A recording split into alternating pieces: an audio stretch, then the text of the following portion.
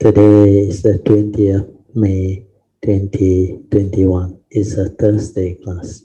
So we'll be continuing the sharing from this book, The Essence of Infinite Meanings, teaching from the adapted verses of the Sutra of Infinite Meaning. We are at page 240. Just relax body and mind completely and maintain some form of attentiveness or attention. Then we will off the light and you can have your half an hour of awareness-based meditation. So to develop this meditation is very simple when you have developed the understanding.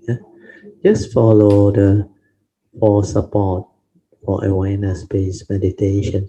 We are here to train our mind to develop this stability of mindfulness or awareness within, so that we can realize our true mind, the silent mind, which is the meditative mind, to develop the meditation.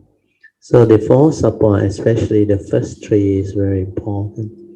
The first support is relax into every mind state that arises, both physically and mentally. Body and mind completely relax at ease. Just let things be. Don't try to know, don't do anything, just aware. After you can develop this ability to relax, then you maintain awareness.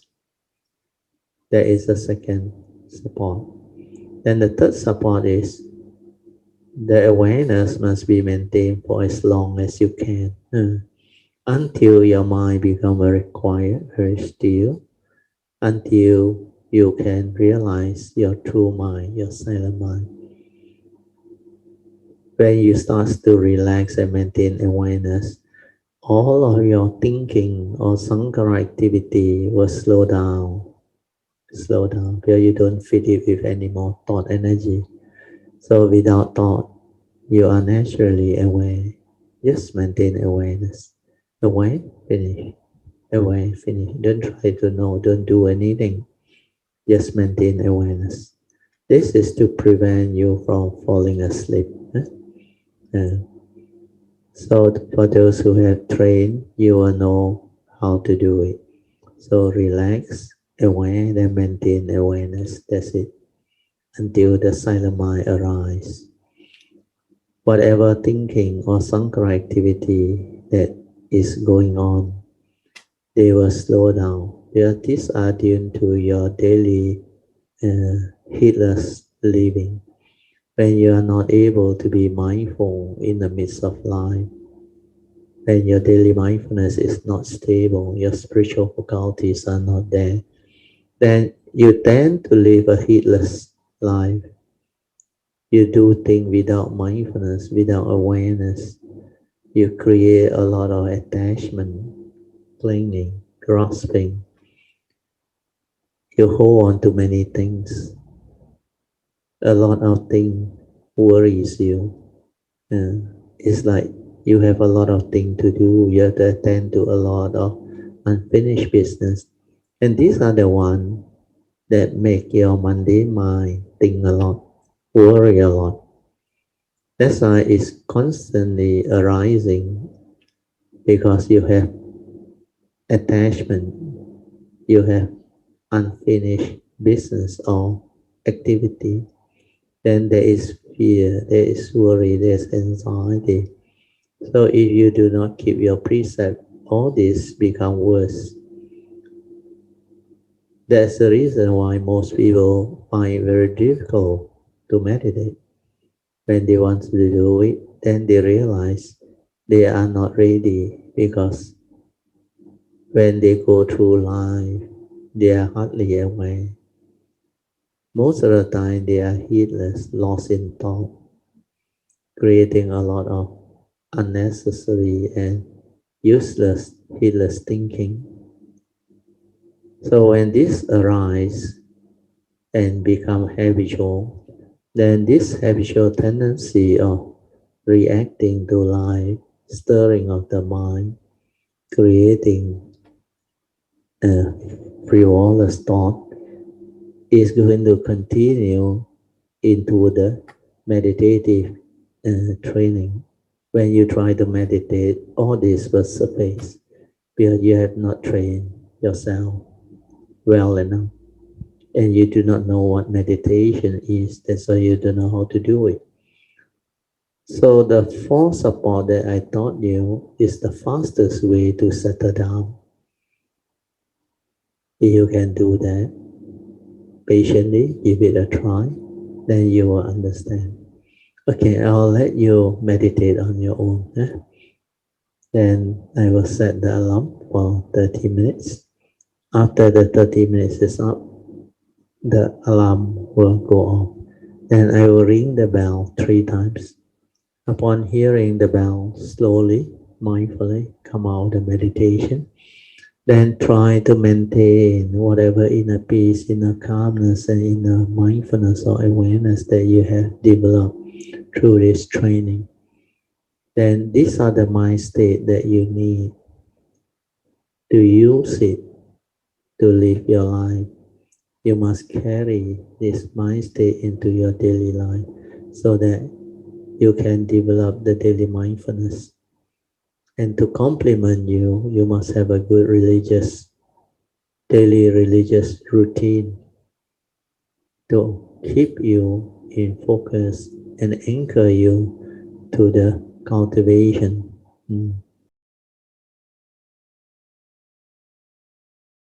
Among Tzu Chi volunteers, there is a couple, Mr. and Mrs. Huang. Both husband and wife are in their 80s and they live in the mountains. For decades, they have been doing recycling work in addition to diligently tending their field. Because the husband developed bone spurs, he had to undergo surgery.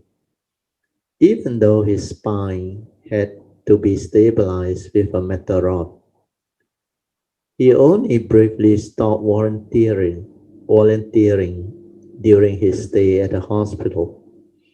As soon as he was home, he continued with the recycling work. Since he cannot ride a bike or drive, he walks around to pick up garbage from the surrounding mountainside. He brings back all the recyclables discarded by people in the nearby villages. By carrying them on his shoulder, people ask him, "Grandpa, don't you get tired from carrying this heavy load? You even have to walk uphill." He replied, "By tiring myself out during the day, at night I can fall asleep right away and sleep very soundly." So this is a very good answer. Some people really need that body to be tired so that they can really have a good sleep. Especially a lot of career people who find it very difficult to sleep, they will go and exercise until they are very tired and then take a bath. After that, easily fall asleep. Otherwise, they can't sleep. You have too much problems. I met one guy. Uh, he when I was quite young, I think at the age of 20 plus. This guy worked for the investment bank. A tall guy, older than me. I think at that time he was already 30 plus. He actually do trading for the investment bank. So he's quite senior and he's in charge of institutional client. That's why he has a lot of problem, a lot of stress under tremendous pressure. And he got a lot of dealer under him, help him key in to buy and to sell. So he just non-stop give instruction. So according to him, the stress, the pressure was so strong. He got this problem of not able to have a good sleep at night because the unfinished business that thought process keep on haunting him, keep on arising and like make him unable to sleep. So because of that, he shared with us why towards the end of the day, he will go for very vigorous exercise. Then after that, come back, have a bath. Then he had his sleep. So there are people who has to go through life that way. Yeah? But this couple, the husband, he is more wise. He prefer to do recycling work so that after a tired day, actually at his age it's not easy, 80 plus, need to actually do all this recycling work, collect discarded item, garbage and all these recyclables, then bring them to the recycling station. And he has to walk through the mountain road in the villages and help out in the recycling when he arrived. The worst is when he was having this operation, he got a bone spur. So bone spur is very painful, and that spinal operation need the doctors to put in an iron plate, I think, to support the posture. So all this can be pretty painful because you have a foreign matter in your body. Uh, and I was told by people who has this style of operation, they said when the weather changes, when it rains or whatever, or when they move, there's a lot of pain. There's a lot of what they call discomfort and all those things. So it's really not easy to endure. Okay, we will read on. Then maybe you can understand how lucky you are, how blessed you are, compared to the life of Mr. and Mrs. Huang. Then, according to him, by tiring myself out during the day at night, I can fall asleep right away and sleep very soundly. Then when I woke up, refreshed the next morning. So he does everything very joyfully, means with understanding, with a lot of joy. When they then ask, why didn't you at least take a break after you had your surgery or operation?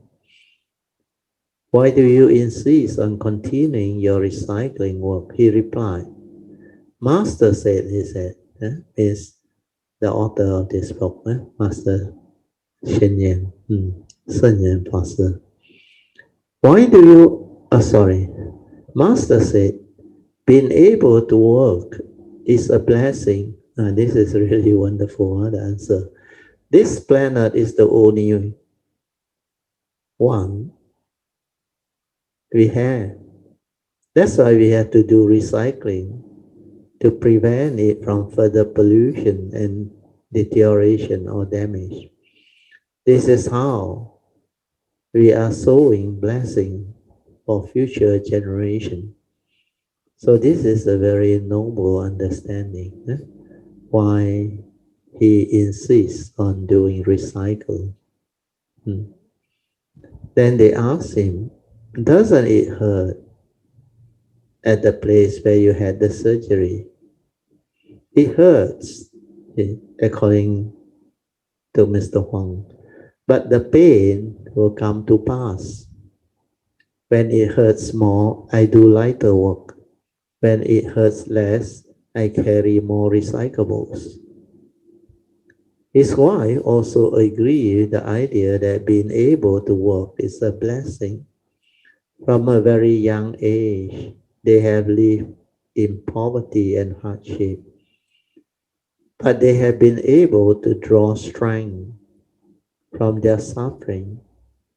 By living out their philosophy of life, they are healthy, contented,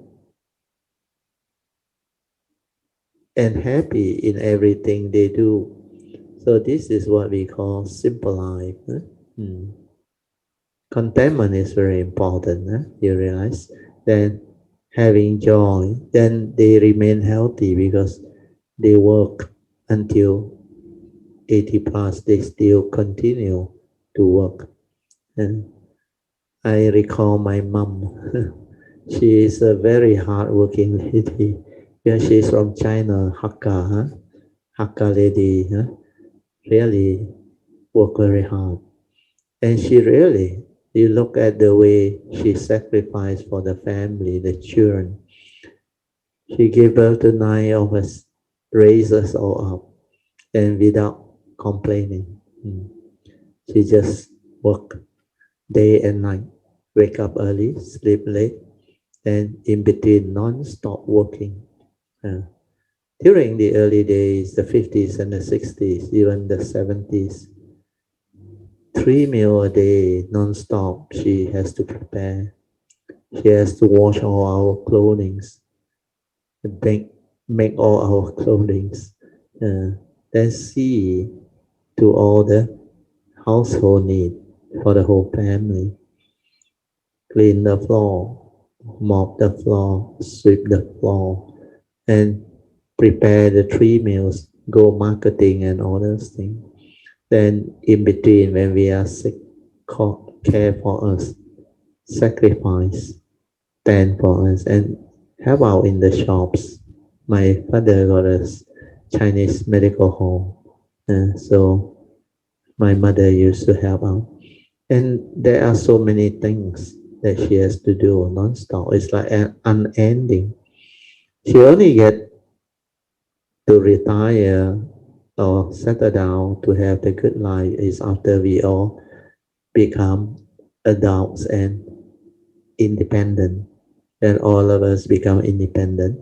Then she really had the joy to see she was able to bring up together with my dad, provide us with all the education and all things, SC to all the things. So if you work that way, you will be very strong, very healthy. And my mother, like hardly rest. She worked until last day of delivery, when she was having the what they call pregnancy and all those things. And really work until the last day when she need to go hospital. So this is what life is during the time of my parents, especially those who came from China. They already contented.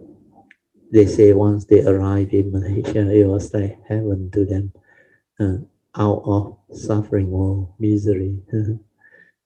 So that was such understanding. That's why my mother very happy, even to work whole day non-stop, doing all those household work and duty. She is very happy, very contented. But at least there's a roof over her head, shelter, food for everybody. And this is something you can't even have when you are in China during the 50s and the 60s. You can be very diligent, very hardworking, but none of this can happen because of the situation then, because of the economy at that time in China. They were very backward, very poor. And my family happened to live in the mountain area, very, very rural area, high up in the mountains. So the terrain, the vegetation are not so conducive. Okay, I'll read on. There are 4 children who are all very successful. 3 graduated from university, 1 from technical school, and their many awards could completely cover a table. The old man said, when I was a child, I didn't have opportunity to go to school. So when I was young, I decided that no matter how hard I had to work, my children would get an education. See, parents can really sacrifice, very noble. in their intention, for they love their children, for their future well-being. They are willing to strive, work through life, and bring back whatever money that is needed for their subsistence, their education, etc. Just like my dad, same. He always share with us this. He said, education is very important. Don't worry about money for education. I will see to it. What you need to do is just study and develop the diligence. So my dad also sacrificed a lot. So that's what life was during the 50s, 60s, and the early 70s. Now we are different. We are more fortunate. Our this generation, most of us are educated and we have proper job. We are more successful and we really have more ability to support our children, and our family are small. Most of us have only 2 kids, 3 kids maximum, maybe 4 or 5. So smaller family easier to manage. I read on. Then there was a question to Mr. Huang. Why don't you ask your children to come home and help you? Since they have been formally educated, they should work to benefit society. They don't need to worry about things at home. So that was a good reply.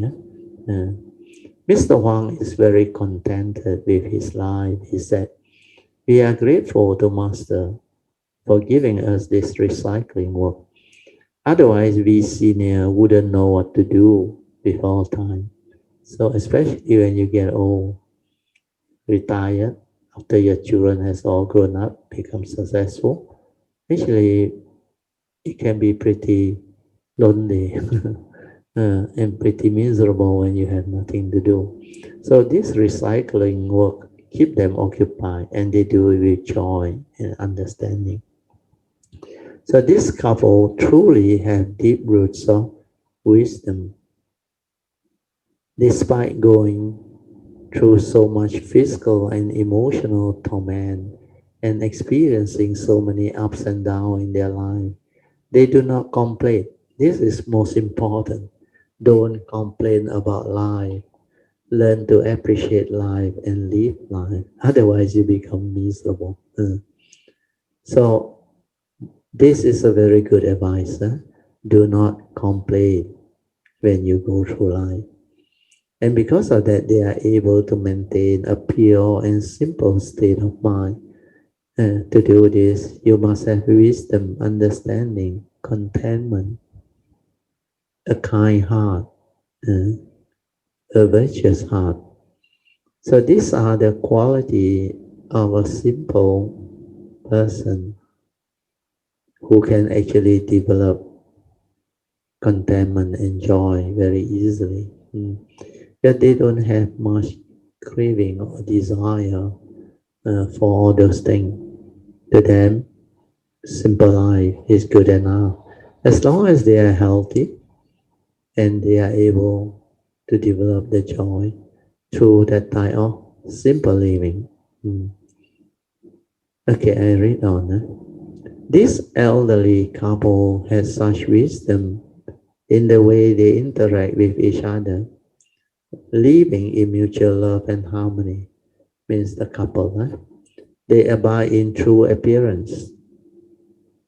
The world around them does not affect their spiritual aspiration or the joy they take in their spiritual practice. No matter what kind of challenges appear, they live their life in accordance with the true principle. This is very important. They have spent their entire life working hard for their family and society with clear and bright mind. They benefit the world with love, especially their recycling works and activity. They are truly living bodhisattvas. In that sense, yes. Mm. Bodhisattvas relieve suffering wherever sentient beings are. The suffering of sentient being is found everywhere, which is true, prevalence of suffering or dukkha. In addition to humans, other living beings also feel pain. Tzu volunteers have therefore long been committed to promoting vegetarianism and protecting life in the hope that this will lead everyone to give rise to compassion and wisdom. Humans are the most intelligent of all beings, so we must have the correct perspective on how to lead our life. We should protect all living beings, not sacrifice animals because of superstitious belief or consume the flesh of animals just to satisfy the momentary craving of our taste bud. Every sentient being lives in its own world and faces its own circumstantial retribution and direct retribution. However, animals are often captured, tormented, and killed by human beings. Indeed, many people do not understand the karmic law of cause and effect. They do not know that being born human is a direct result of their karma. Some people have the blessed circumstantial retribution to be born in rich and powerful nation, live in good and wholesome environment, and have warm and loving relationship. Others are born into impoverished and weakened nations, where people fight and kill each other. The many man-made calamity they face make it hard to even survive. Since we have been born human, we should be contented. Since we are born in a peaceful, harmonious, and friendly or favorable environment, what is there to complain anymore?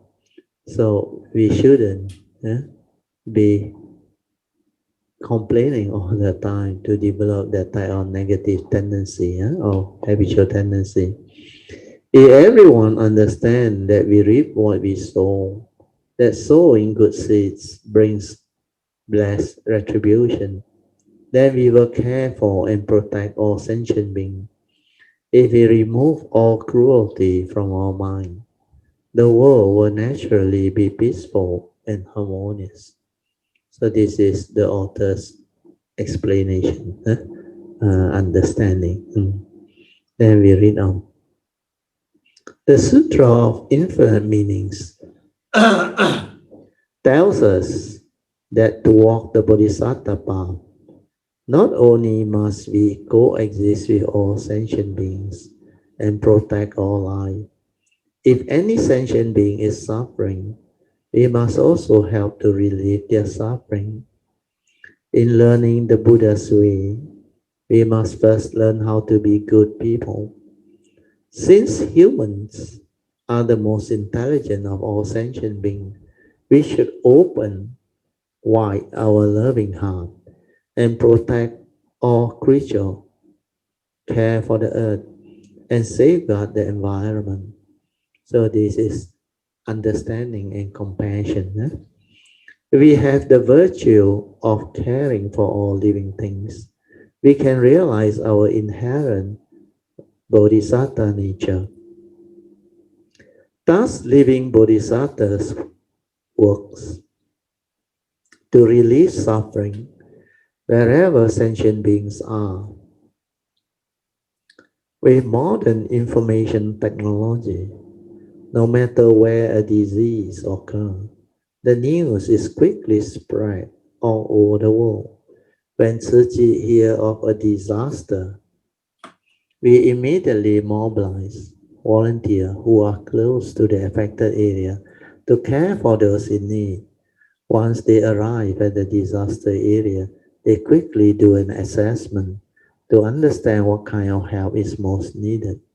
And then they provide whatever the disaster survivor need most.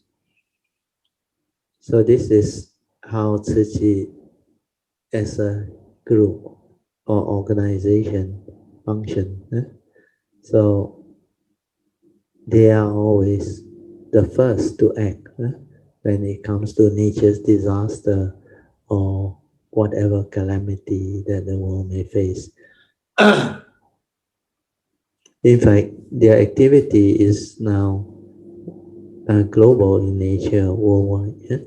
They have such volunteers and members in almost all countries all over the world. Once they arrive at the disaster area, I have gone through this. They will quickly do an assessment to understand what kind of help is most needed. Then all this logistical planning will go ahead. And then they will provide what the disaster survivor need most. So this feedback is very important. So this on the ground survey and assessment will allow them to plan. Then they will set the in motion all of the whatever logistic planning and also fundraising or whatever donation drive and all those things. And of course, Suchi itself also have their own funds, and they will get their members and volunteers to actually gather all this so that they can move. And they are very well organized, very well trained. That's why they're able to do a lot of good things, wholesome things. After relieving people of their physical suffering, Tzu volunteer use the Buddha Dharma to help them face their sorrow, fear, and anxiety. Because during calamity or disaster, the people that has been affected, they really go through a lot of hardship. Then a lot of them could be very traumatically affected because of the extent of damage, disaster. Then there can be a lot of death, injury, disruption to life, amenity, property, even the environment. Some of these disasters like earthquake, tsunami, and war, and many others, even the forest fire, the bush fire, flood, all this, the impact is pretty catastrophic, especially the later one, or the typhoon, cyclone. So all this, when it hit, people really suffer, become miserable. So what they do is, apart from relieving these people's physical and mental suffering, they also help them to face all this calamity, all the mental fear, sorrow, lamentation, insecurity, anxiety, etc. by sharing with them the wise advice of Lord Buddha's teaching, the Buddha Dhamma. So when you have Dhamma, you can really be a blessing to all. So according to the author, is it like Bodhisattva? They help the survivor to calm their mind. That is the first thing. You have to assure them that relief is coming. Everything will be okay. Do not panic, do not fear. And let go of the matter that are causing them suffering. Not to cling on to all this, hold on to all this, and project your thought to develop the fear, the suffering, the misery. So these are very important advice. The volunteer point them in the right direction so that they can raise their spirit and face the future with confidence and faith. And when they know relief are coming, and there are people who are willing to sacrifice to help them, they will have a lot of joy. Mm. Thus, having relief them from suffering, Bodhisattva then expound the Dhamma for them and enable sentient beings to experience happiness and joy. Finding water after a long drought, finding food in time of starvation, or finding clothing in cold winter brings comfort to body and mind. This brings the most happiness. So this one is pretty obvious, especially in the olden days. I remember my childhood days, the 50s and the 60s, even the 70s. Life were more simple, and during that time, it was mainly still very primitive. We don't even really have the agricultural revolution yet. So don't talk about having more job like industrial revolution or nowadays with the IT revolution. So a lot of things has changed. At that time, there was hardly any commerce or whatever. Whatever commerce was very uh, primitive, still not developed. So the way they go about doing things was very slow. So it's like during the colonial days when we were under the British rule, then they go through the Japanese World War. And when I was born was already in the 50s, 1954 onwards. So we were more lucky. So that time I remember food and shelter is a problem to most people because it's so difficult to find job.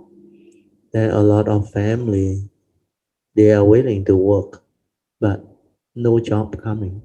So a lot of people take on to do uh, what they call uh, hardship type of labor job, and they are all temporary. Uh, they pay by day. Then if it's fine whether they can work, they will be paid. If not, they won't. Then because job is so difficult to come by, there was no factory, nothing. So most of them will either do fishing or farming or help to tap rubber and do whatever. Because business were very low profile. Like my whole village that time, there is only 10 shop lots, small shop lots that do the small business for the needs of the whole village or community because I was in the outskirts. So during that time, finding food and shelter, having a job to support the family was not easy. And that time, I remember you had to go for apprenticeship to learn a skill, to be a carpenter or to be a concrete or do the construction industry and all those things, or a foreman or painter or whatever. So apprenticeship, you are not paid. You work, you follow them, then you learn. But they will provide you the 3 meal. That's it. And sometimes you're fortunate, they provide you with accommodation at the shop. So you help out at the shop. They will give you apprenticeship training, food and shelter. Then after a year or what, when you become better, when you can contribute, then they pay you a very bare basic salary. Sometimes the salary at that time is pretty low. I remember it's about uh, less than 10 ringgit a month. At that time, money was quite big. So finding water after a long drought, you can appreciate. But Malaysia lucky, a lot of rainfall. Uh, if you live in area where there's a lot of drought, actually looking forward to water is like not easy. That's why people try to dig well and all those things. Then finding food in time of starvation, really. There are a lot of family that really starve and they really find very difficult to endure or go through that time of life. But in Malaysia, it's lucky because we have very fertile ground and soil. So if you're willing to plant, you will be able to get food. You can work hard. Then finding clothing during the cold winter, Malaysia luckily no winter. So most of the time we have summer. So we don't have such problem. But my mom and my dad told me in China, the winter are very cold. And really, you don't have that means to buy clothing. It can be really, really cold and chilly. So sometimes you can get those people throw away type of clothing. They felt very blessed and they are very happy to receive them. That's why during the olden day, I remember my mom and my dad used to gather a lot of this old clothing discarded by the local villagers and people and bring them back to China. Uh, because at that time China was very poor, really, really poor. Then my mother used to tell us, in Malaysia, we are living in such a blessed condition without understanding and appreciation. You go back to China, you will know how they suffer. So all the thing my mom say she brought back and gave to them, they were so grateful, full of joy, and they really cherish them and make full use of them. That is what poverty is all about. So this section is also very good. As we learn the Buddha's way, we must not only cultivate ourselves, but at the same time also help others. Our lives are all interconnected. That's why my mom and my dad, they have this very compassionate and generous heart. They really want to help, especially their own relative and village people whom they know are still suffering in China, their hometown.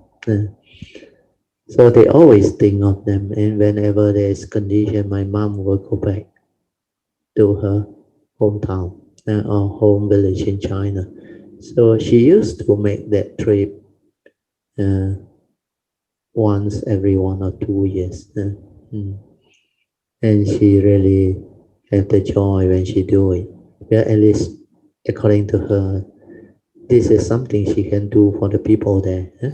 Then he also helped the other villages people because the migrant that came from China when they stay in their vicinity, we are all mostly from the same hometown and village. So they also want to help their own relative or brothers and sisters and parents in China. So they will go through my mother to send the money. Then my mother will know how to actually generate some renminbi. At that time was renminbi. He will buy from Hong Kong some of the goods because they will send some money to her. Then she will exchange uh, and buy things in Hong Kong, then bring it back to China. Then those who have the money but nothing to buy, they can buy from my mother. Then with the mother, my mother pay them in renminbi, the relative in China.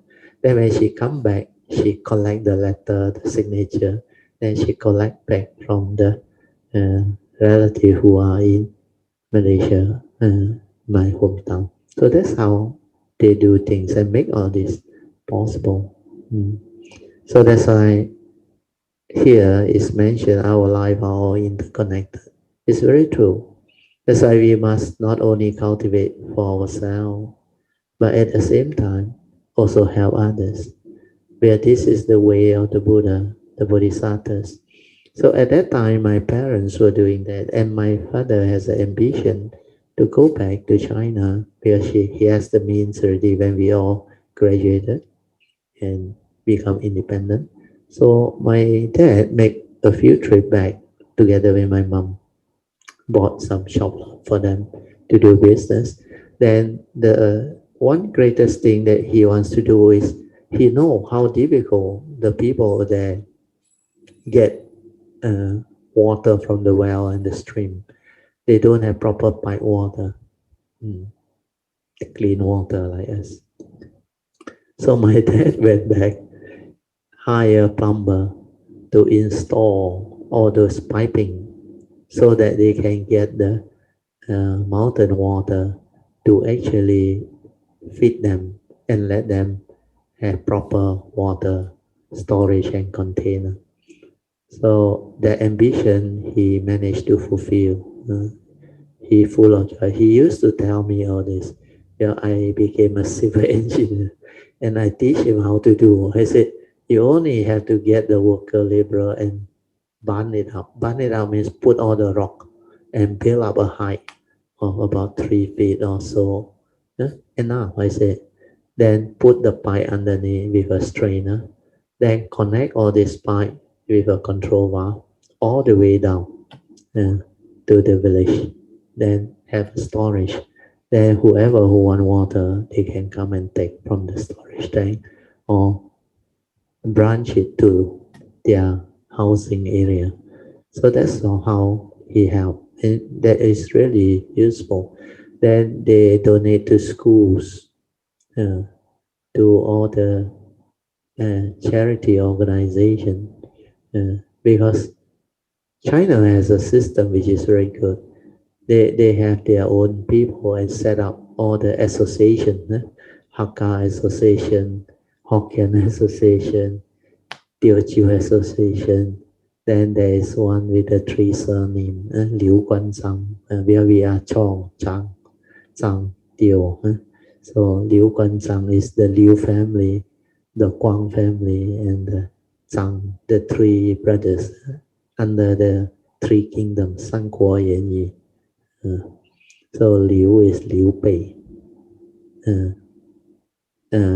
Guang is Guan Gong, then Zhang is Zhang Fei. So these three, they also have their association. So this is how actually all these things pick up and benefit our forefather, the race. So those who came from China, who came early, they started this association to raise some membership fees, and they act for the clan, CLAN is clan, clan, clan. We call it the clan, follow that surname. So whoever who are new come, they will help you. Then after that, you also join member and contribute. Then because of the numbers of members increasing, contribute, then they have some fund and they're able to buy shop lot in the city, then some buy plantation, then able to actually grow the association, and they will give scholarship or education fund to members, students, or members, family members, children who can study well and all those things. So these are the good deeds that they did. Then sometimes because their business grow, they can get rental from the shop lot and harvest from their plantation and all those things.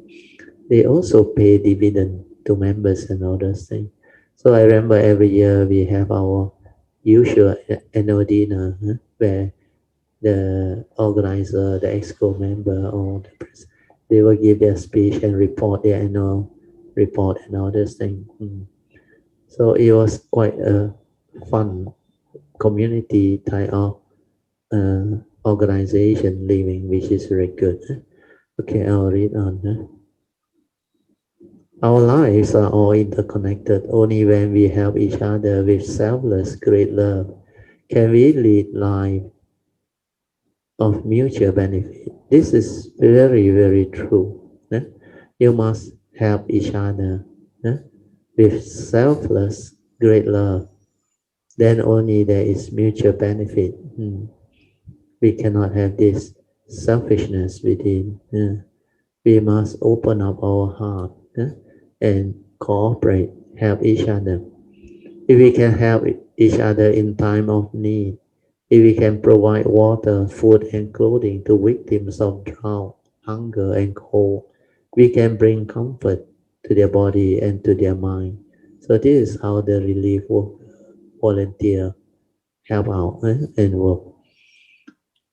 At the same time, we will also experience happiness and joy and peace of mind. So when you're able to help people who are affected, then you see the joy in them, the faith in them, the gratitude expressed by them. You feel happy, you have happiness, you have joy. And this style of experience is not easy to experience. So that day I came across a WhatsApp sharing, which is very good. It seems there's a billionaire, don't know from which country, I cannot recall. Uh, this billionaire was very wealthy, very rich.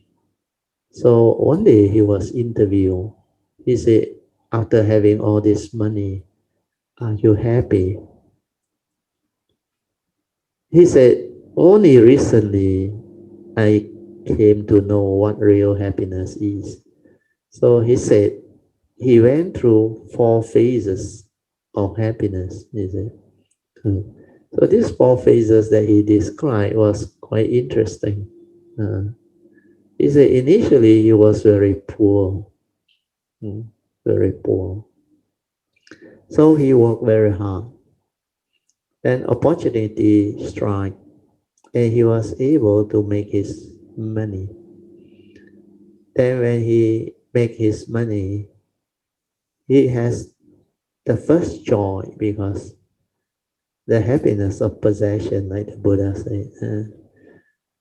Then what happened was, with that joy, he started to use that money to buy things that he liked, like beautiful cars, beautiful house, and spend it on all the materialistic things. So he said the second phase of joy was having the means to buy all this materialistic thing. But he said, despite having done all this and having this ability, he realized that joy is limited. Then after a while, that joy become like no more interesting. Yeah, it's like very easy to achieve all this. Whatever he want, he already bought them. And he realized too much thing. So he said, this first 2 type of joy was really not something that he was looking for. Then the third type of joy is to be more successful. So he starts to bid for projects, government project, and then he got hold of very big contract and monopolize all this supply chain and all that. Then he had this joy of able to create big project and run it successfully and make so much more money. So that was the third phase of joy that he had. Then he thought, maybe that's it, finished. What else he want? Because he has reached more or less, to him, it's like the pinnacle of his career. He has made all the money, experience everything, then do all the mega project and all those things, even at national level. So he thought that's it. But then lately he learned the fourth phase of joy and happiness is that when a good friend, a close friend called him, he said, can you help? Then he said, what is it? He said, there is a group of handicapped people who need wheelchair. Can you donate? He said, how much? He said, only 200 units. He said, no problem. He said, this is chicken feed to him. So he bought and he willing to donate. Then the friend said, can you do me another favor? I want you to come to personally make this offering and give it to the disabled and people who really need them. So he was thinking, why must he go? Then, because the friend is very sincere and very truthful and very close, he said, okay, I will go. Then when he was there, that was the first time he experienced the real joy, the real happiness. Because when he offered all those wheelchairs to all the handicapped one by one, he realized the joy in the face. When they saw this thing being offered, they were full of happiness and joy. And then when it was opened out and when they sat on it, because it was good quality wheelchair, so they really, really have gratitude and they really thank him. The expression of joy, Then when he wanted to leave, one of the boy actually came to him and held on to his leg uh, and like passionately holding on and looking at him on the face. Then he asked the boy, "Why are you doing this? Is there something else that you need? You let me know, I can fulfill it." The boy smiled. He said, "No." The boy said something that actually moved him. The boy said to him, "I want to recognize you. I have been looking at your face, appreciating you and holding on to you because I really have gratitude and thanks for you. So just in case later on, because such a good person as you will definitely be born in heaven," is it? "So I want to make sure when I'm in heaven, I saw you, I can recognize you." He said, wow, that thing really moved him and gave him a lot of joy and understanding that little thing like this to help people, to bring about relief in people's suffering can bring so much joy. And because of that, he started to do charity. He started to help a lot of people, a lot of organizations. And he said he find meaning in the last one. That one really changed his life and make him so different. Then he started to appreciate a lot of things that he never thought was there. Then he recalled when he was young, how he went through life, how the parent toiled through life, and how now he has the opportunity and the condition. He can help. He can bring forth great blessings and relieve suffering for uh, the less fortunate. So all this I find so much meaning and joy. That's why I tell myself if there's condition, I will share this during one of my sharing. And today it so happened there's condition. That's why I share this. Hope you all like it and you all can also benefit from it. It's a life uh, uh, lesson that you can learn. Simple thing in life can make a person very joyful and happy when you have the means and the understanding and the ability to develop all this. Mm. Okay, we go back to the sharing.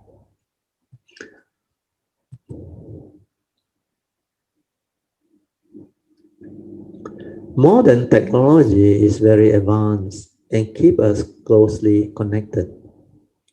Transportation is very convenient and telecommunication networks are extensive. We can see what is happening everywhere and with our own eyes. We can witness the suffering of people in every corner of the world. When we hear about or see people experiencing hardship, we cannot bear it.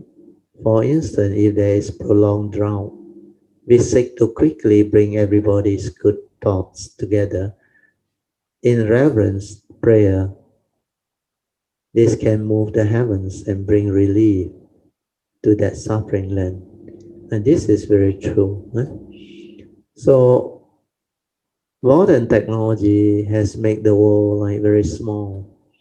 We have internet, we have TV, we have all the multimedia, the WhatsApp, the phone, the video, and we can share information. And we can actually get to live this golden era, this phase of life, where we are really, really very blessed and fortunate compared to our parents. not to say grandparent. Because my parents during that time, a lot of these things are not available yet. So now we can gain access to so many of these things, and you can have the means, the good karmic inheritance. Uh, there are a lot of potential in life. You can experience a lot of things in our civilization, because recently, because of the pandemic, that's why we cannot travel, we cannot fly, we cannot go for cruise, and we cannot visit country and all those things. And because of that, you don't really feel it. But when it was without the pandemic, I look back, because after I retire, I really spend a lot of time doing the things that I like to do, and I travel a lot too.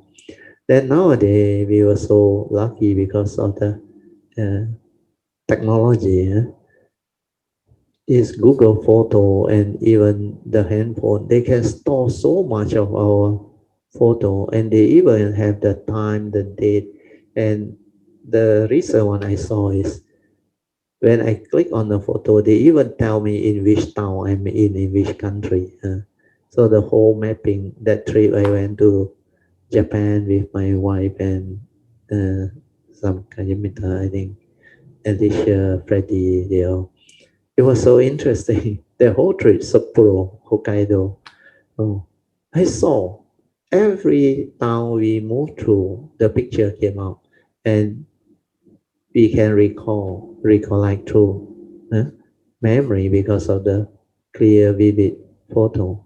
And everything we do, we experience, our spiritual trip, everything, they were all there, like our website and all those things. Then if you want to watch the TV network, a lot of channel. You have sport, you can have finance, you can have CNN, you can have now CGTN, China News. Then there are a lot more, even video, Netflix, and many other channels. So all this have transformed our society, our civilization. So you have the means. Really, this is a golden era where you get to experience so many things. Then they are exploring into outer space, interplanetary uh, travels and all those things. So soon we will know a lot more about the universe, about other form of living beings, or sentient beings.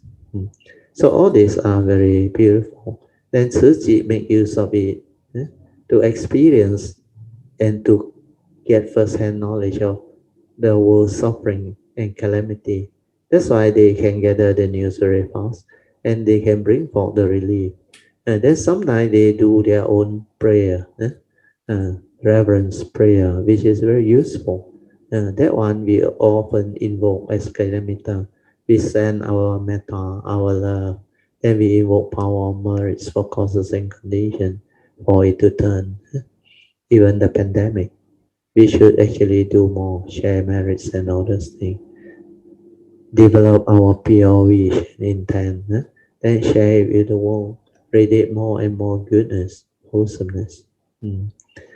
Then also towards the end of every session, we will have the sharing of merit followed by blessing for the nation and others. So all these are very conducive for harmony, for peace, and for betterment of society, environment, and our planet as a whole.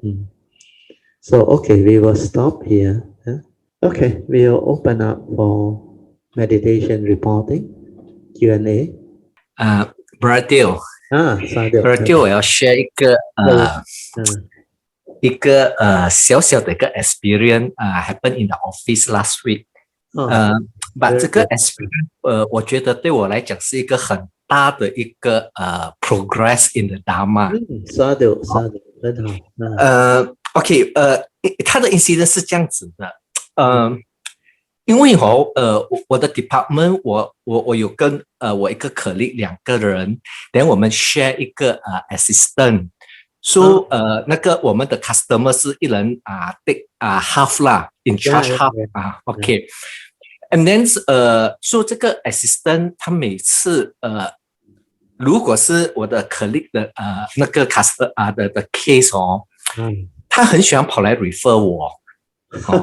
然后他很喜欢跑来 refer 我。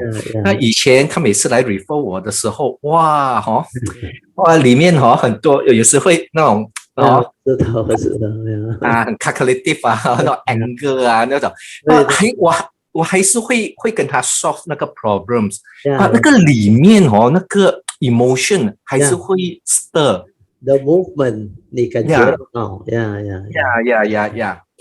Then somehow last week 我一到 office 一坐下来不久，他又跑下来拿了一个 case 来找我。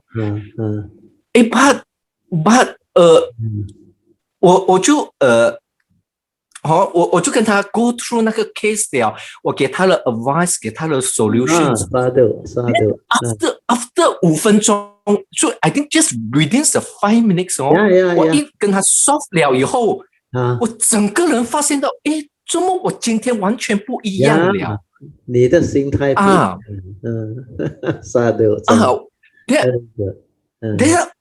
Then after that 我里面很多的那种我里面很 subtle 的，一直 vibrating 那种 love 跟 compassion， 一直在 vibrating You can feel it because without that you cannot do it.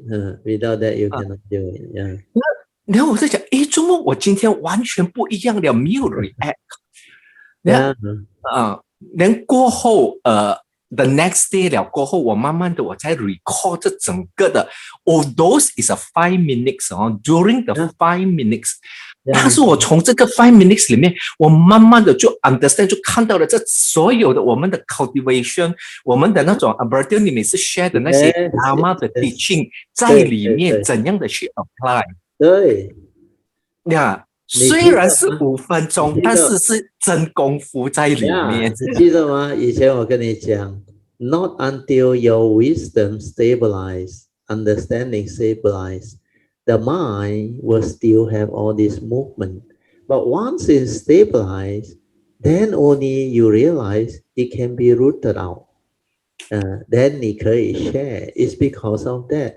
So earlier on, it's not stable yet. So when it's not stable, the habitual tendency, the mundane mind's way, which is still calculative, like you say, and that type of movement will still exist. So this part is moving on to the second hallmark of winning, the no mark. So you slowly will have the understanding of going beyond the mark of a self cultivating. So once that one come in, then there is no more egoic mind to be calculative and all those things. Then later on, when you have the stability of knowing that there is no mark of others, that one is even more powerful. Then the third phase is there is no mark of life existence. Everything within the conditioned world is dependent originating. Just condition arising, causal phenomena, 一切有为法. And then all this understanding will surface and become very clear.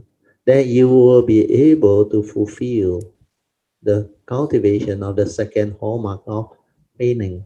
At that time, you will become very different. So what happened is just the starting phase, the initial phase, which is very good. Means there is this stability of understanding. That's why you pick up the thing and you persevere and diligently cultivate it, develop it, and go into it. That's why after that, when it stabilizes, then nowadays you do not like last time, every time refer to the thought and allow the thought to deceive you. You do not analyze like before. You do not reason like before. All this is the egoic mind calculating. Because when you start to reason, there is always an ego behind. Who is doing all this analysis, reasoning? Is the thought, and the thought is egoic. That's why it cannot go beyond the no mark of a self cultivating. That's why all this movement, the calculative, motive, and all, you can see them where you have the mindfulness. Then suddenly today, spontaneously, after you really have the understanding, then you just do what you have to do. Well, this is not so real, not what you think. So what is important is understanding leading to cooperation. Then you can just explain to that staff where you share with the other colleague, eh, to just resolve it and move on.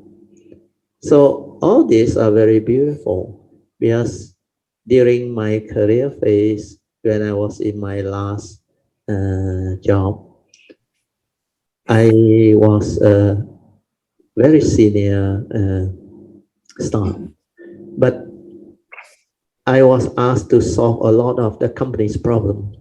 Then they have this executive director uh, where they are in the subsidiary side, yeah, the project side and all those things. So I'm at the headquarters. So I'm one of the very senior staff at the headquarters. So at the headquarters, actually, they don't really have proper technical staff for me. I only have the secretary and maybe uh, one or two more support people. But I was asked to make use of a staff who is actually reporting to the executive director of a subsidiary where she is in HQ too. So, like what you went through, actually, initially, this executive director was not very happy. Yeah. But because the instruction came from the MD, so he got no choice. But for me, it's nothing because I just do my work. Then it so happened this assistant of the executive director, she is a lady, and she's a very nice lady, and she very understanding. She can feel that I'm very sincere, very compassionate, and very kind. Then whatever I request, I'm very reasonable. I will ask her in a very polite way, "Are you free? Can you do me a favor? Huh? Can you type this for me?" And sometimes she will come and tell me, Mr. Teo, you don't mind. After I finish my work, then I attend to yours. Unless it's urgent, you let me know. I say, no problem. You take your time. But I say, if it's urgent, I will let you know.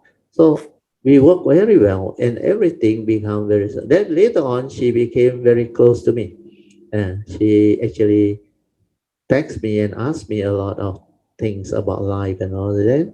Later on, during the recession, yeah, the currency crisis, 1997, 98, the husband was out of job. And then I helped her to get a job for the husband. Of course, posting overseas to China with the husband no Mandarin. So she was very happy. Then every New Year, she will actually offer things to me. Then sometimes request me to have lunch. Or I think most of the time it's lunch. So only very rare we have dinner. Of course, my wife was with me, and she is very friendly. That's how you build understanding and relationship. Because when we act with Dhamma, with Noble Eightfold Path, with understanding, all this can unfold. Then I always uh, reply in such a very nice way. Every time she helped me to do something, I say, "Thank you so much, Miss Sia." And she felt very good. And then sometimes I say, pardon me, because my writing is not easy to read. First time you type my letter, you may have problem. I say, you can always come back and ask me, no problem. Yeah. I said, last time when I work, I got one secretary and two stenographer. They have trouble reading my writing. They always come back and ask me, well, I write like a doctor. I scribble sometimes short form, not easy to comprehend. But once they know my style, they find it so beautiful, so useful, and they learn so much. And I was able to do my work very well.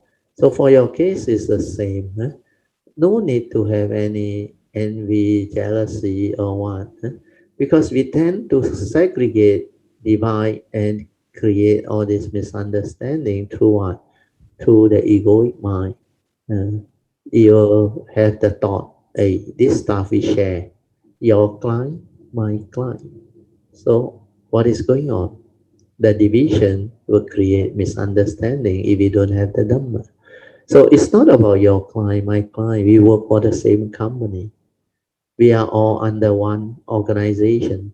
That's an organization objective. We must help each other. Whoever who have urgency need more assistance from the person, then let them use it.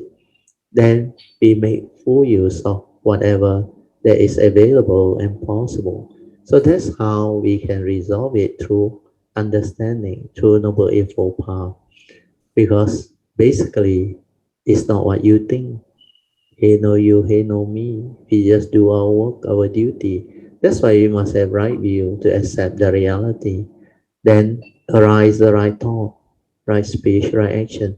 And this is how you cultivate Noble Eightfold Path in daily life, in the midst of our career life. Uh, then life itself become our training ground. Then we will develop understanding. Then as you reflect, contemplate, and inquire, more and more understanding will unfold, and all this will stabilize. Then once it becomes very stable, you can work under any condition with anybody, under any organization, no more problem. So this is the beauty of having stabilized your understanding and having the Dhamma. So Brother Song, sadhu to you. Very good. You continue, you continue. Yeah, Virtue 其实我这个 colleague 真的是我的一个修行的对象。Yeah, good more 哇，advisor. 他真的because 他有一些，他是一个 single mother，他有一些 character 的那个 problems，哦，他不太要做工的，每次能够 avoid 他就 avoid 的，所以我的那个 assistant 就每次就拿他的工来问我，那哇然后以前哇其实很久了，那时刚开始有 mindfulness 的时候，你可以 feel 到，我都是我的 assistant 每次来跑拿他的work 来问我，我都会帮我的 assistant 去 solve。你可以 feel 到那个里面的那个 movement，那个 habitual tendency，哇，还是很不爽，还是 angry。Yeah, you have the mindfulness. You are able to be sensitive, and you know there is still movement there. That's why I say in cultivation, you cannot lie. You know if you still have this type of calculative type of subtle mental intention or motive, you will know. You can see them. If you still have fear, unhappiness, the slight aversion, or you can feel them, you can see them. That's why you cannot lie. Those who don't have the Dhamma, they can't understand all this. But if you have the mindfulness and the Dhamma, you can see. Then when you see, you can reflect and contemplate, why are you still having this type of thought process, this type of movement? It's because these are habitual tendency developed over a long period of life. Then after you have developed the understanding haven't stabilized. That's why you cannot root it out. You cannot apply it, and you cannot deal with it. Most of the time we go back to the mundane mind, the thinking mind. We will do the analysis. We will do the reasoning, the comparison and all those things. Then the thought will get control of you. Like you say, very lazy, this colleague. Why she doesn't want to do all this and help the assistant out? so that all this can be resolved. But like you came to understand, she is a single mother. She have her own problem, her own issue, her own temperament, and her own maybe negative tendency. Like you say, very lazy. If we can push the work away so that he don't have to do, she will do it that way. It's like somebody try to avoid trouble. Tai Chi, move everything to others so that they are free. There are people like that. There are staff who are selfish, who have this tendency because that is the way they are, karmically conditioned to be what they are. So when you have this understanding, you can accept them for what they are. Right now, you start to have the understanding, and you can be at peace. And this is more important. You can continue. 不然就以前呢，哇，每一次很滚哦，哇，一滚了过后，我第一件事情，我跟我自己讲，哎呀，是我自己的修行不够，然后我是讲 OK， 然后我就一直去 strengthen 我的那个right view 所以 brother 你每次讲的那个，我们去 accept 他the people 就是他 the way he is accept 他。对，所以说他每次我一 stir 的时候，我就想，我的 acceptance 还是不够啊，我还是不能够 accept。然后我讲，我每次讲，我的 understanding 还不能够 stabilize 我不能够去 penetrate 这个假象这个对，我们每次在 Brazil 你这里听了很多的 Dharma，but the case happen 的时候哇 ，you cannot handle because it doesn't sink in deep enough, not stable. That's right. You are understanding, but you go and use the thinking mind to reason, to do the analysis. That's why 就给他骗去了咯。So it will create that type of wrong thought for you. Then that wrong thought will tell you she is like that, and all this reasoning and all. So forget about all these things because all this is Sankara.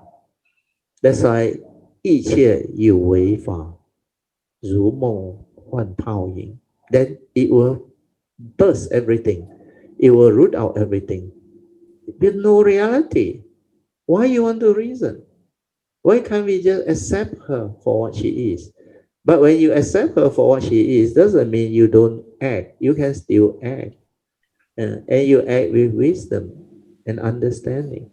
Then you will know what to do, which is very beautiful now. Then you realize you no longer have this aversion. Then there can be more and more harmony and understanding. Then your assistant also can sense and feel. Then she can do it with more joy. And then everything that happened, treat it as the company and as no more her client or your client. It's our common company's client. Even though the duty is her to manage because the client is listed under her, so she actually have to resolve everything, whatever that need to be resolved. So when you advise your assistant, you just tell her, this is not my client, please remember that.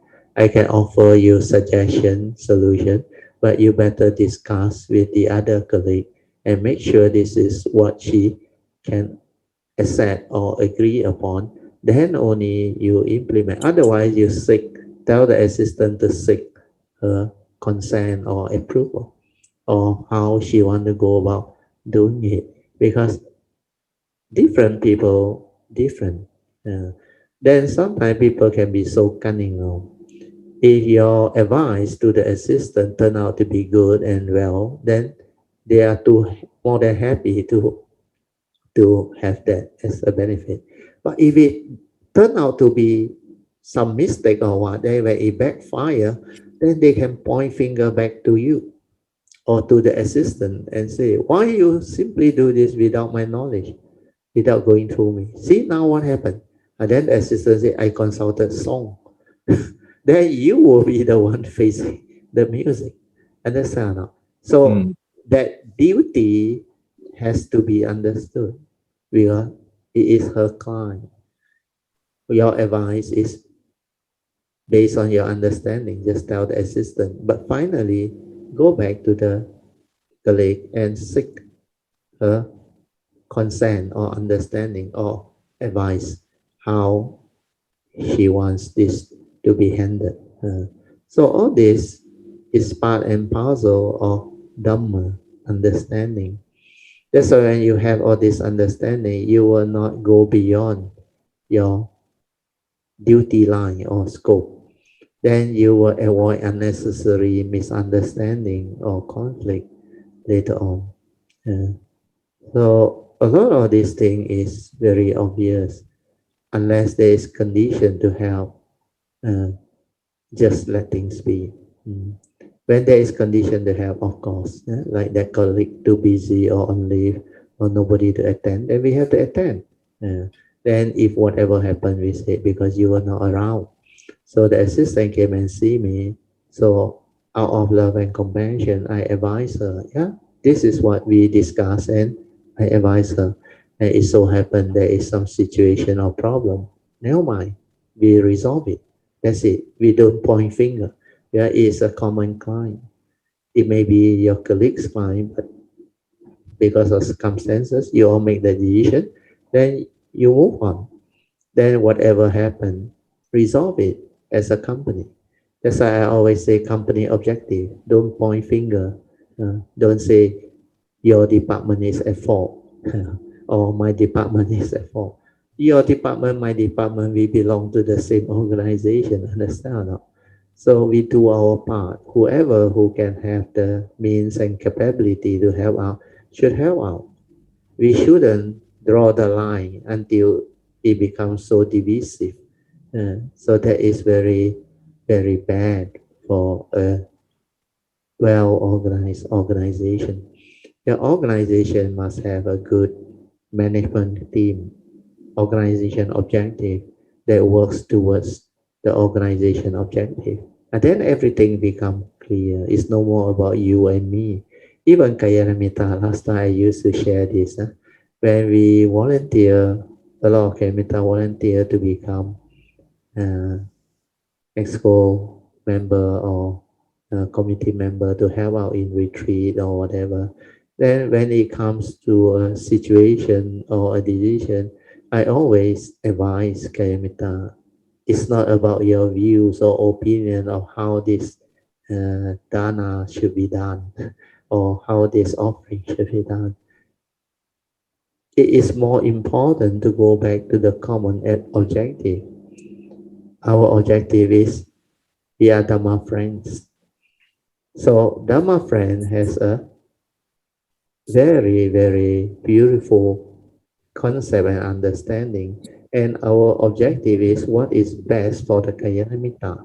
It's not about our own views and opinion that this is right, this is wrong, and then end up become conflict. Well, some people have preference. Why always donate to that temple, not this temple? Where they like the other temple. So it's not that question. It's the understanding. I say when you have the understanding, then you will know, you will not discriminate. That you have a situation where you cannot like temporarily agree or what, then my solution is very simple. You all can come and see me, discuss about it. Then what I will do is we ask for consensus. We are normally there are quite a number of them. Then if the consensus is there, the majority will make the decision.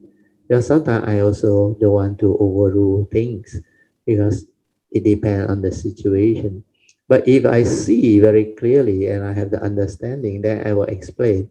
Then they will take my advice. So all this is very important. And I resolve a lot of early misunderstanding through all this understanding of the Dhamma. That's why we must speak with noble eightfold path quality, means appropriate, right, proper speeches that brings about harmony, understanding, that brings about solution, not to argue, not to divide and enter into whatever misunderstanding and all those things. So these are the added sharing. So for you and others, cultivator, because this is a result of the condition that you bring out today, which is very good. It is a very important way to solve problem, solution to a career problem or to a life problem. In reality, we have to do many things. We have to actually organize many things too. And we work towards organization objective. Means if it's our Kayamita shape style thing, then what is best for Kayamita? Not the individual community member or volunteer who help and other thing is the Kayamita. That's why the Kayamita fund is what is best for Kayamita. Then I will do it. Then I will have to do my duty. I make sure whatever donation we make it must be authentic. Otherwise, if any slight doubt, normally Suyan will know. I will ask some question. Then if I'm not confident or not very sure, then I say never mind. Not this type of donation. We will do other type of donation. So this is how, through our understanding and wisdom, we can help resolve issue amicably, so that there is no conflict, misunderstanding, and negativity of mind state. Okay, so sadhu. Yeah, 就每一次那个麦一 stir 了以后，我过后就做了很多的那个reflex 跟 contemplation. Now Indy also know already. She wrote that one very beautiful. She said constantly reflect, contemplate, inquire, straighten your view and other things. This is how you stabilize your understanding so that in future when you confront similar situation, you no longer stir, you no longer react like before. Because these habitual tendencies are not easy to root out unless you have gone beyond the mark. So to go beyond the mark, you must have very stable Dhamma understanding. You must have the direct seeing, the insight, the awakening, and the stability of the understanding. So contemplation, reflection, and inquiry is very important. So now you start to see the importance of three turning of the Four Noble Truths, especially the second turning. Contemplate until very, very clear. That is what I did. And I met a lot of teachers. The advice is the same. At least 6 of them told me the same thing. We choose contemplate until very, very clear. The first one is Acharyantra. He was very good. No less than 3 or 4 occasions, he keep on repeating this whenever I met him. Then there are 5 other monks and guides told me the same thing. Then the other one is patient, Kanti. Also, a lot of monks told me that. So this is something that we can share and benefit cultivator. Very good. Yeah, after 了这个 incident 了过后，我在 recall 这整个的case 的时候我在想 ，all those less than 5 minutes， 我跟我的 assistant 在 interact 的时候 ，but inside 我可以看到很多的 dharma 在里面 ，yeah，很多的 essential 的 dharma。Yeah，如果我这个 essential 的 dharma 我们没有去 stabilize 去 stabilize 的话，我们是不能够去 handle。Yeah，不能够去 handle 在这样的 situation 里面。对，especially 最 surprise 的就是我的那个Monday mind 没有去 stir， 没有去 arise。Otherwise 以前他第一个就跑出来，他第一个就不爽了，跟你讲很多东西。呀，对呀，Sadhu，very good。所以我看到了那个，所以我从里面看到了 right view， 也看到了 acceptance， 也看到 acceptance， 也看到了很多那个 three evil road， 也看到了，就是 brother 你讲的那些 the dharma， Yeah, 我完 all 全 the 可以 pointer, you start to realize them, you start to see the important.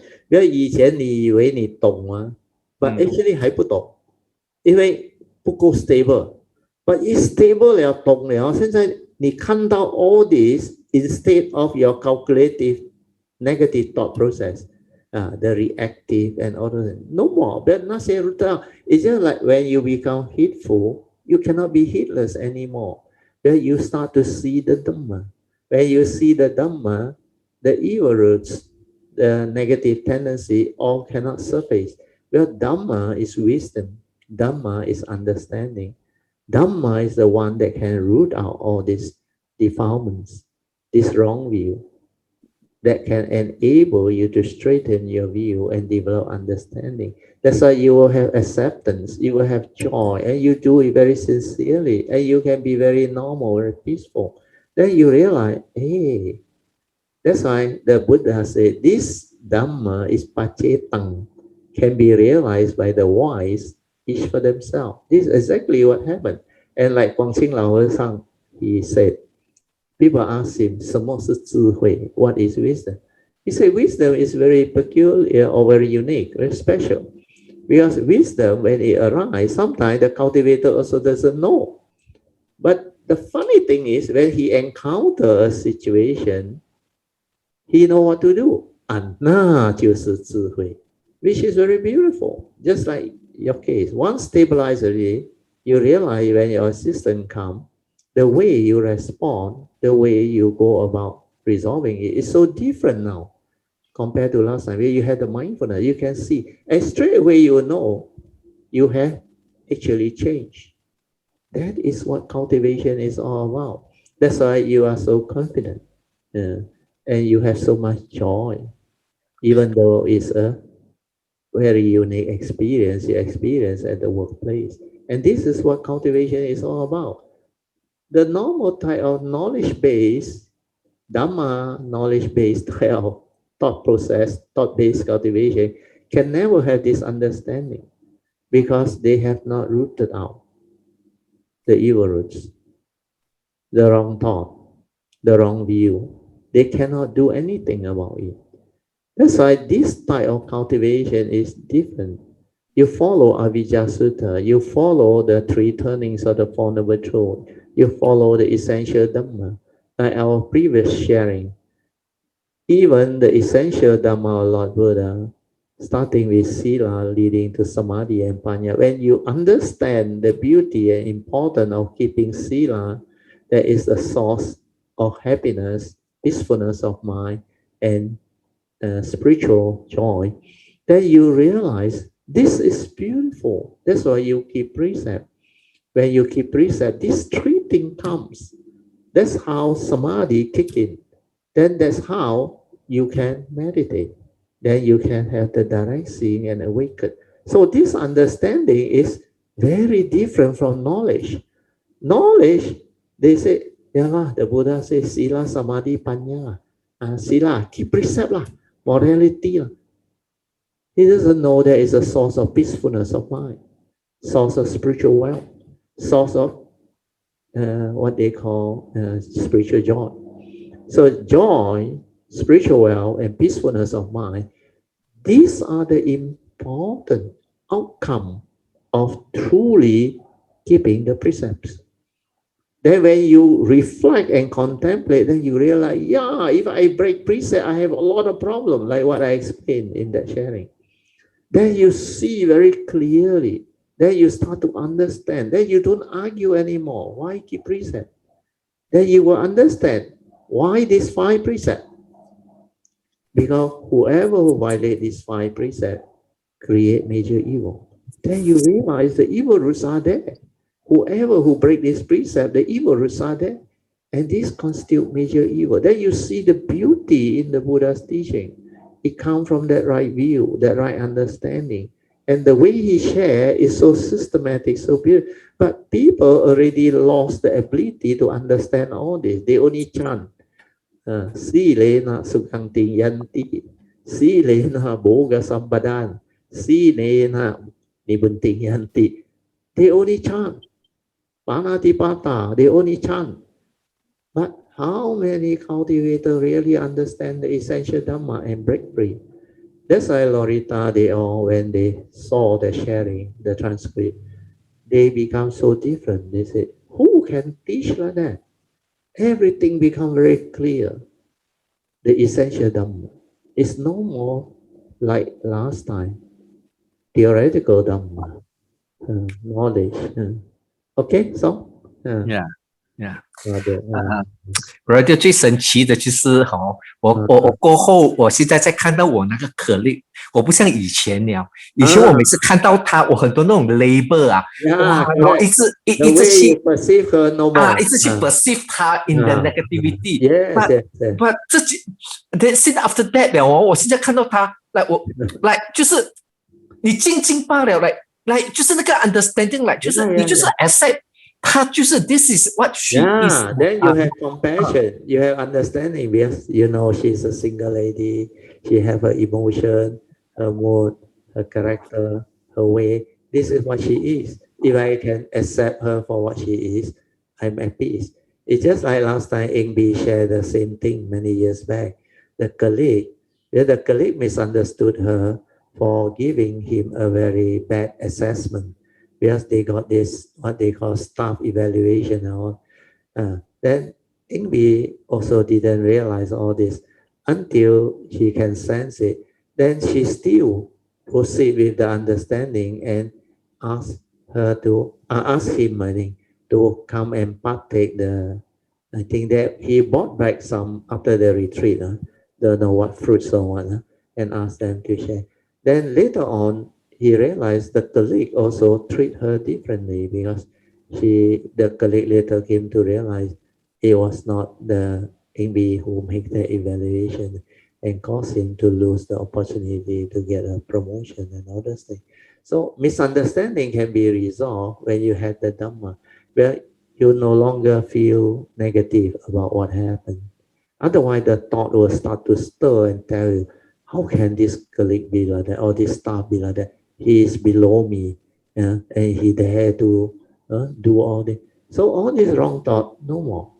She just accept him for what he is and go about doing what she think should be done. Then spontaneously invite him over to share. Then he realized Amy is not the type that like hold on to grudges and want to give back comment. She realized she is very kind. She treat everybody the same. Then they become like colleague, and there is joy, there is happiness, and they share everything. So this is how the cultivation can transform you and make you different. That's why whatever happened, accept the reality and radiate love and metta. Forgive them for they know not what they are doing. Condition like that, things be like that. We choose accept everything as natural. And then all this Dhamma surface. Then you will have metta, you will have love. Then you will not perceive it negative anymore because they are just the way they are. That's why the Buddha said, learn to see things as they are, the reality. Then talking about that, maybe I want to go through the sharing that I share with my daughter and my wife there after the class. In fact, the previous class sharing, I forgot what was the incident already. So there was this sharing, then we all have the understanding of the three types of seeing, you remember? The Mahayana, 看山是山, 看山不是山. Then the third level of seeing, 看山又是山, that is the no mark on. That is the one that can free you completely. Where you become normal again, understand? You can accord and flow. If the mundane people come and discuss with you the mundane seeing, then you say, yeah, sun, 看山是山. Correct, well, mundane, no enlightenment. But the enlightened one come, 看山不是山. Yeah, 不是山. Because you have gone beyond duality. You have gone beyond right and wrong. You have gone beyond the what they call division. discrimination created by mind. So all this understanding will bring us to the third level of seeing. Then we can be at peace with all things. Then we will go back to become like normal. But we have the understanding of both the unconditioned and the conditioned. That's why we can be at peace. So this part is very important. Kan san, yu si san means we can accept the reality of both sides. Then we can be at peace with all things. So this is where the third level of seeing with complete wisdom and understanding, which is beyond duality, beyond the discriminative mind, 分别心. That one is the egoic mind. That's why that one is the mark. So when there is no more mark, you can accord and flow with condition and be at peace with all things. So that part, today sharing completes the whole sharing. Now my daughter remind me, you remember Lorita's question, the last sharing? Why Bodhisattva, when they come, they still hold on to the thought of a human being? Remember? That is the one. Because they have the third level of seeing. They do it because they know the Bodhisattva vow needs such condition to bring about love and compassion for them to arise, that pure mind, the pure thought, so that the karmic nature can still create a form and mind for them to come. They are not born with ignorance. So that's why even though they hold on to the thought of a living being, sentient being, is like Lorita said, enlightened already, why still attached, why still hold? It's because they have the third level of seeing. It's no more mundane seeing or the supramundane seeing. It's the work they want to do as a bodhisattva. That's why they have to. So I'd like to thank my daughter for reminding me that I cannot remember. Whatever go in, that memory is no longer the grasping aggregate. It cannot hold. That's why it's gone. Means it's gone. Unless there is condition, then it will come back. So that part I want to share so that it will complete the understanding.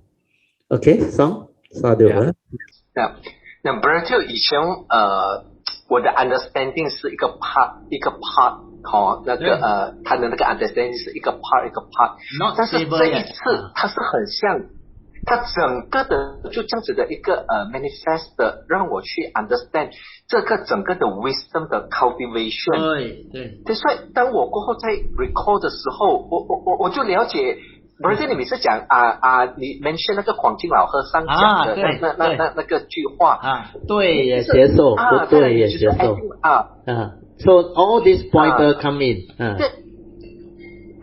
无论如何都要忍住。多的那种 Yeah, the essential Dhamma, the beautiful pointers all come in. Yeah, just like Lorita that they said she was able to pick up like.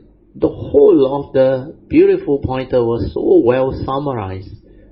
Thought-based meditation and the direct seeing, the awareness-based meditation. Everything was so beautiful. That's why you will have all this understanding already. That all the sharing that I did become very meaningful. Guangxing Lao Sang, Acharya Drought, and many other monks. That's why even 广清老和尚 say 过去心不可得，未来心不可得，现在心也不可得。Yeah, these are all still within existential. To 脱离生死 to go beyond birth and death, even the present moment, which is still within existential, you have to transcend. That's why the Dhamma is so beautiful. Very good. So,这个 incident 就让我看到，哇，原来这整个的这个wisdom 的 cultivation， 它是这么样的，它是这样子的一个 process。然后跟我就讲，哇，还有很多的，还要再继续的去 cultivate， 去。That's why the still thing is unending. You remember I told you? 是在 evolve 的 is unending. So a lot of people doesn't understand because the stability of wisdom, when you have it, you become very different. Then after that, you can have the ability to start to share. Then when you start to share, you learn more things some more. Then you see more clearly. When you start to share, there are other things that come in. Because when you want to manifest, there is a lot of, they call karmic tests or karmic condition that can actually boomerang or backfire. Because in the past, people doesn't know what they do. They simply comment, they simply say things. So all these are karmic condition from the past.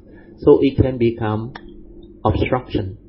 Then it can actually come back when you try to share and you try to teach and when you have this ability to understand. So you will go through the whole phase. That's why I say it's very beautiful, it's unending, and it's keep on evolving. Wisdom is unending, where life keep on evolving and changing. So these are very beautiful Dhamma sharing which you can find in the normal teaching or cultivation. Hardly anybody can even go beyond mindfulness to understand all this. Not to say all this essential Dhamma go into the depth of it through real life application, then through real life seeing, direct understanding, the sensitivity of mindfulness, the daily mindfulness, all this not easy. That's why normal people who use thought-based cultivation, this Dhamma knowledge, they cannot penetrate without daily mindfulness, without Avijja Sutra, three turning of the Four Noble Truths, the essential Dhamma, the constant reflection, contemplation, and inquiry. You can't penetrate the Dhamma. The Dhamma is so unique, so beautiful. So today's song, you bring out a very good condition. Yes, Sadhu. You continue, yeah. So.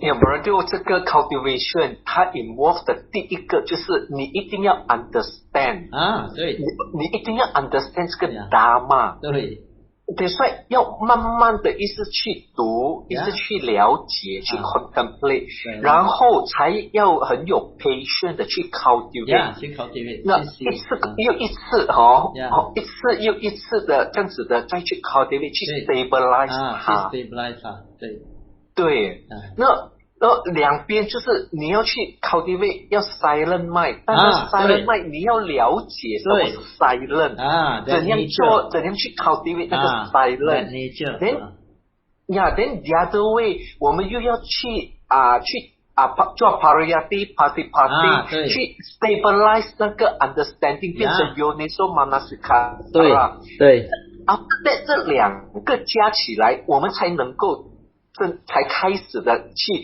realize 这个 wisdom 的这些 cultivation。对 ，then go into life。After that, you have to go into life to stabilize that and to develop the like what the Sutra of Infinite Meaning say, the widen your scope of understanding so that you can understand true appearances.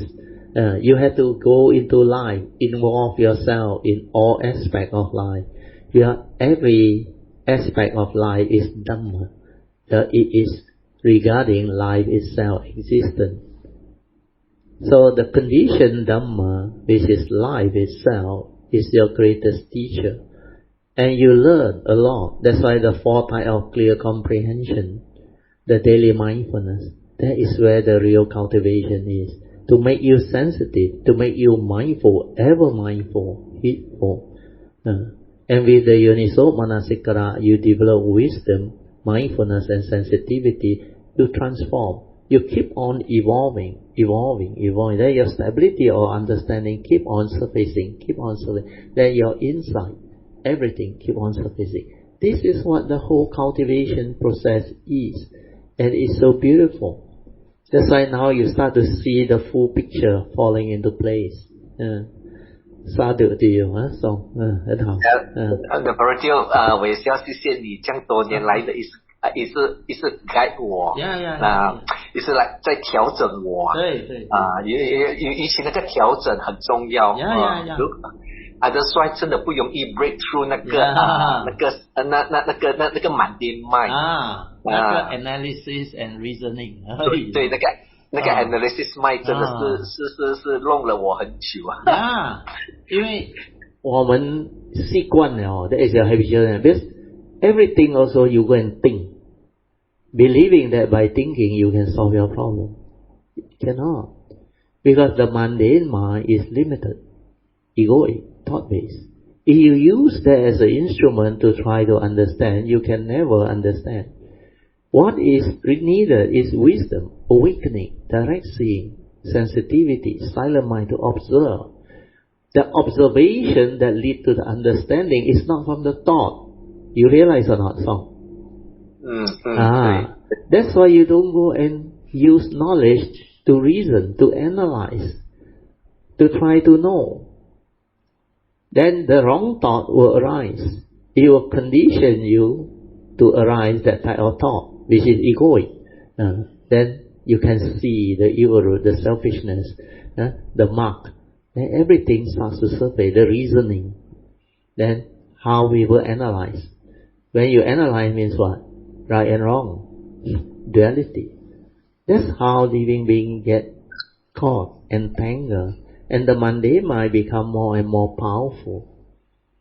So this part, unless you are a cultivator, you cannot understand. That's why now you have the condition to understand. It's very good. And quite a number of Kayamita has the ability already. Even Po Cheng, they all, Ingbi, they all, even Alicia, they all, and many others. They have the ability already.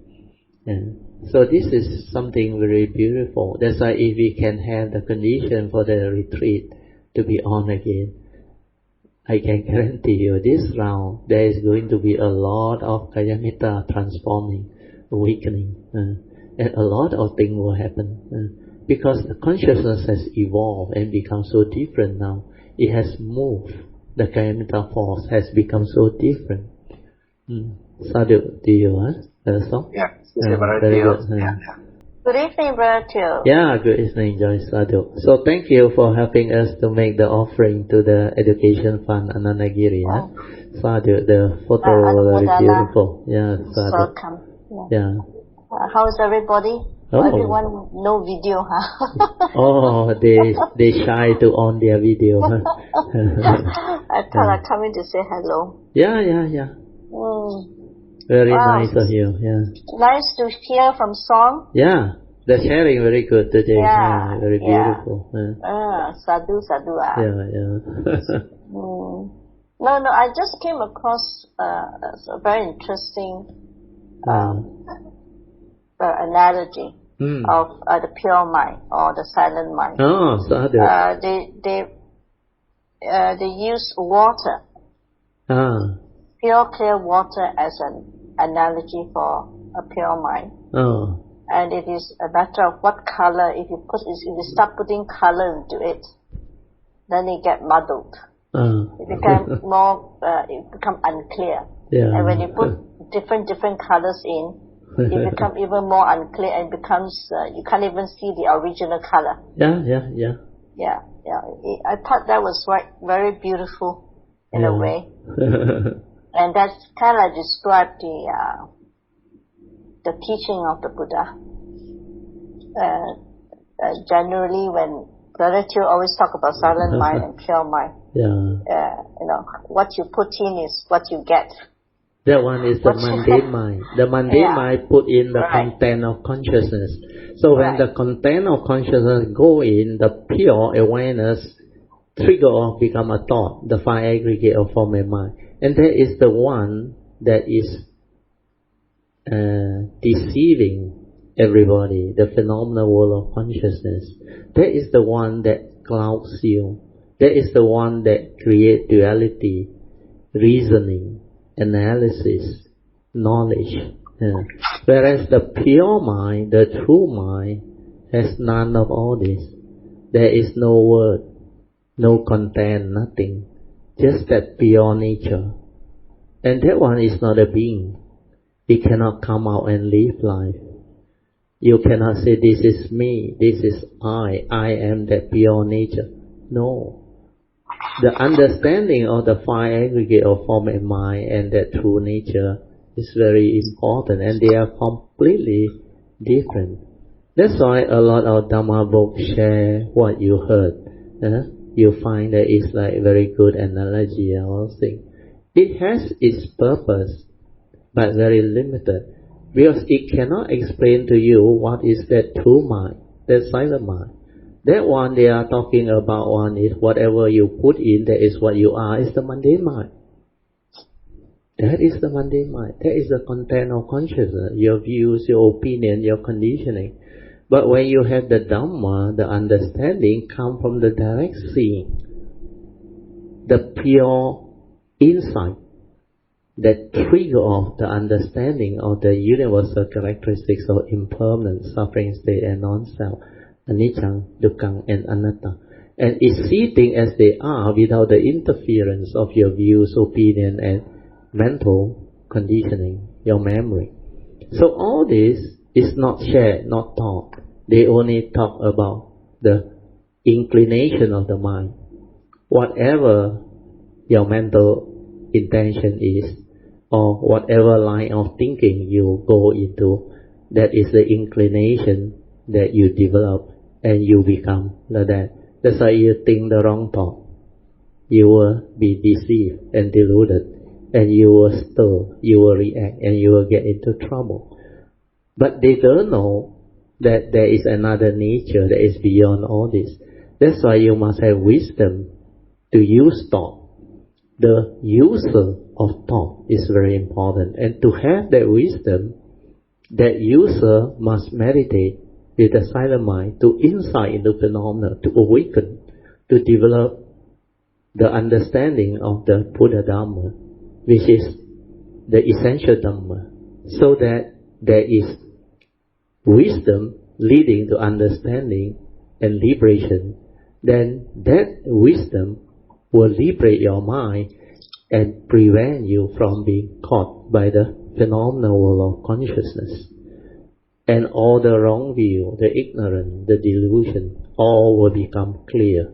Then when that nature shines forth with the wisdom, energy and understanding, when the wisdom is connected to the form and mind, the form and mind transform.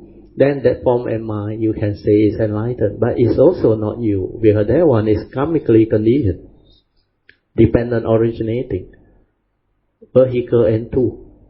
That one subject to karma. You have a duty. That's why all this understanding is not taught, not there.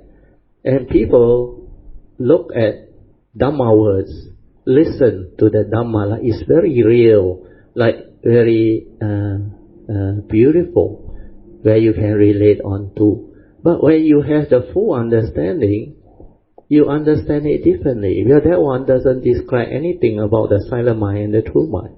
That one is about the mundane mind only, the coloring or whatever. It's the content of consciousness that went in.